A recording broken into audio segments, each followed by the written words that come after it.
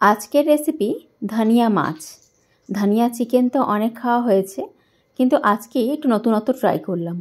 আজ বানিয়ে নিলাম ধনিয়া মাছ, তাই আপনাদের সঙ্গে সেই রেসিপিটাই শেয়ার করতে আসলাম। আমি এখানে মাছের পিসগুলোকে ভালো করে ধুয়ে নুন হলুদ মাখিয়ে রেখেছিলাম।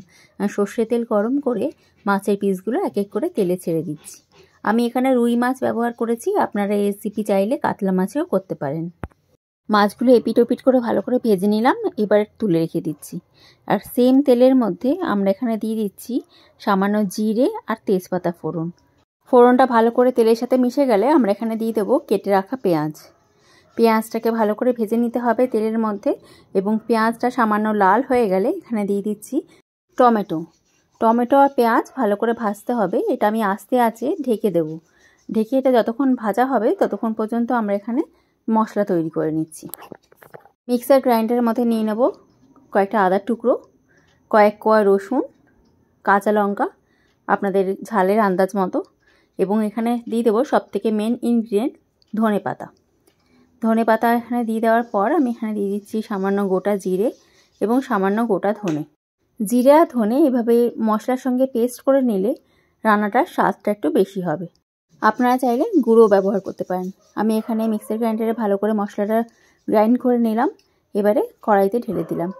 পেঁয়াজ আর টমেটো দেখুন আগের থেকে ভালো করে ভাজা হয়ে গেছে। এইবারে আমরা পেস্ট করে রাখা মশলাটা এখানে ভালো করে দিয়ে কষিয়ে নেব। এবার আমরা মশলার মধ্যে দিয়ে দেবো নুন, হলুদ এবং লাল লঙ্কার গুঁড়ো, আর মশলাটাকে খুব ভালো করে কষাবো। মশলা এখানে যত ভালো করে কষাবেন রান্নার স্বাদটা অত ভালো হবে। তারপর মশলা কষানো হয়ে গেছে, আমি এখানে দিয়ে দিচ্ছি সামান্য জল। এবার জল ভালো করে ফুটে উঠলে আমরা এখানে সামান্য দই ফেটিয়ে দিয়ে দিচ্ছি। দইটাকে খুব ভালো করে ফেটিয়ে দেবেন এবং গ্যাসের ফ্লেমটাকে একদম লো করে দেবেন, না হলে দই কেটে যেতে পারে।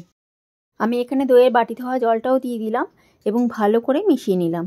ভালো করে মেশানো হয়ে গেলে যখন দেখুন তেল ছেড়ে এসছে মশলাতে, আমি এখানে দিয়ে দিচ্ছি সামান্য চিনি। চিনিটা সম্পূর্ণ অপশনাল, আপনারা চাইলে নাও দিতে পারেন, তবে চিনি দিলে রান্নার স্বাদটাও খুব ভালো হয় এবং কালারটাও খুব সুন্দর আসে। তারপর দেখুন মশলা থেকে কি সুন্দর তেল ছেড়ে এসেছে। এবারে আমরা এখানে দিয়ে দেবো জল। জল ভালো করে ফুটে উঠলে এখানে মাছের পিসগুলো এক এক করে দিয়ে দিচ্ছি এবং তারপরে 5 মিনিটের জন্য আস্তে আঁচে ঢেকে ফুটিয়ে নিলাম। ফুটে উঠলে সবশেষ এখানে দিয়ে দেবো সামান্য গরম মশলা। ব্যাস রেডি আমাদের ধনিয়া চিকেন। গরম গরম ভাতের সাথে রেসিপিটা দারুণ লাগে। মাছের অনেক রেসিপি তো ট্রাই করেছেন, এই রেসিপিটাও একবার ট্রাই করে দেখবেন। আশা করি রেসিপিটা আপনাদের খুবই ভালো লাগবে।